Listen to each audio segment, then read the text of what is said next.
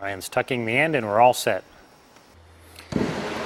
Now we have the belly bands on, and Ryan is starting at the stern. And we're going to start and shrink from the perimeter band, and we're going to pick a section on the boat. And the section is right to the top of the cockpit area. And what we're going to do is shrink from the base. You always want to shrink from the bottom. Let the heat work for you. So Ryan is starting at the bottom, and he's going to shrink up and to the top of the combing on the boat. And what that is going to do is start pulling the excess plastic out of the top. You can see it shrinks very quickly, and especially because we're starting at the bottom and letting the heat rise. Now he's going to stop right here and before he gets to the top, and we're going to go around the entire boat up that far, so it's going to pull out excess, and we'll start to tighten the boat very nicely, and we won't have to shrink the top as much.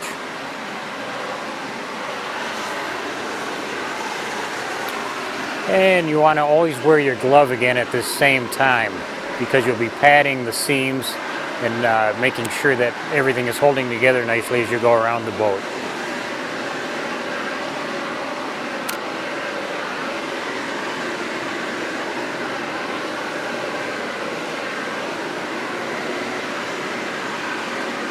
See, Ryan is hitting the film nicely. It's very similar to spray painting, where you're applying heat in the same kind of fashion. You get the material to start shrinking, and where it's not shrunk, you'll see wrinkles form. So it gives you a clue as to what you've hit and what you've missed.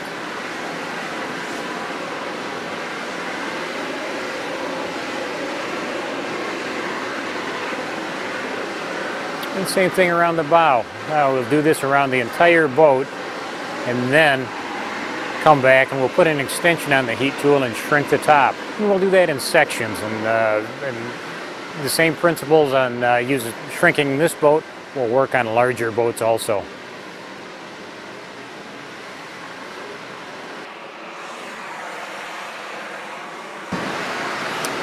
Ryan has went all the way around the boat up to the edge of the combing and so on, and now we can do the top.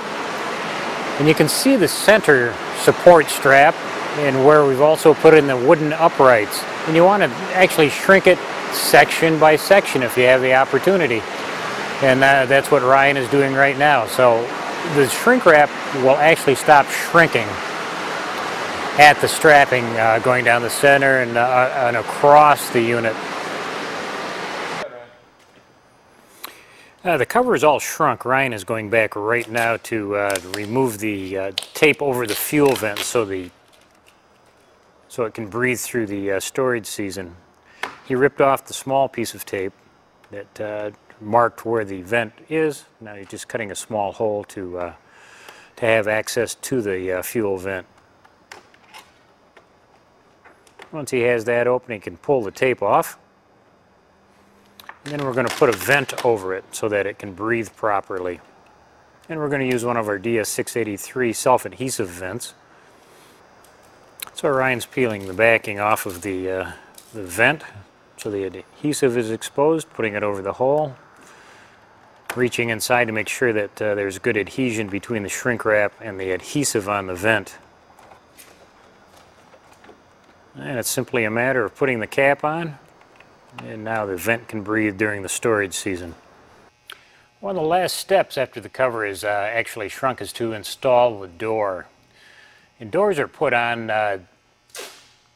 with tape around the perimeter.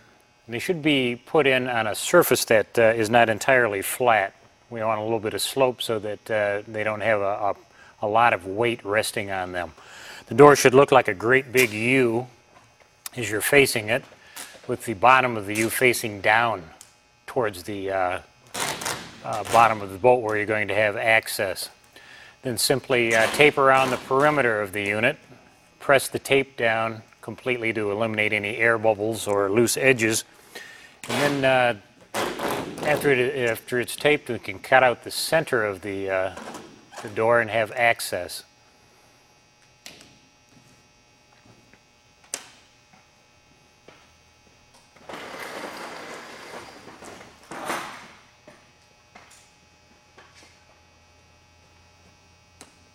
And Ryan's using a film cutting knife, which works well for cutting the tape also in a nice neat fashion, so you have a clean end which will stick well.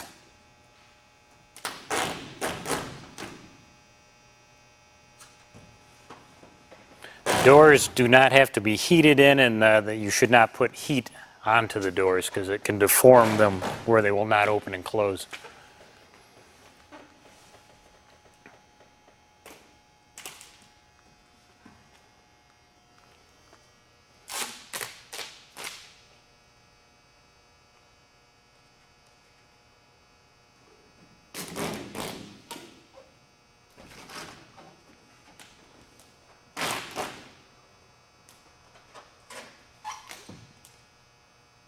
And again, rub the tape down good so that you have good adhesion.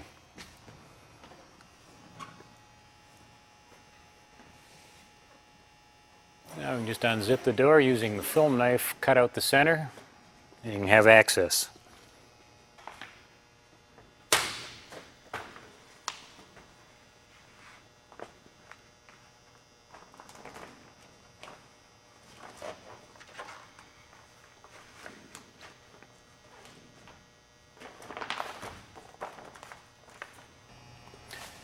Once it's trimmed out, Ryan can just close the door, zip it shut, and your cover is secure again, but you still have access.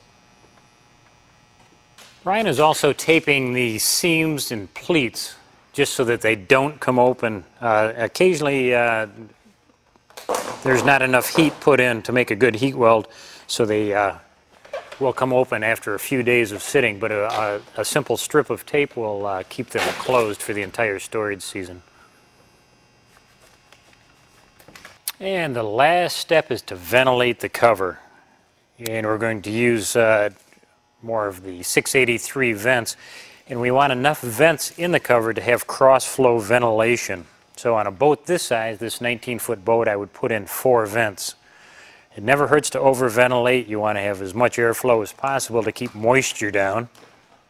And so your boat will be dry and fresh when you open it up again. And also the vents travel down the road good, so if this boat is going to be, or machine would be transported, you can still use the same vents.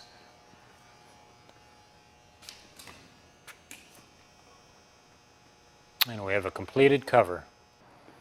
Thanks for following along with us today while we installed a professional and durable shrink wrap cover.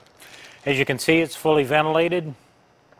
We have a support structure so you'll have no problem with snow, ice, rain sitting on the cover during the storage or transportation season or while you're using it.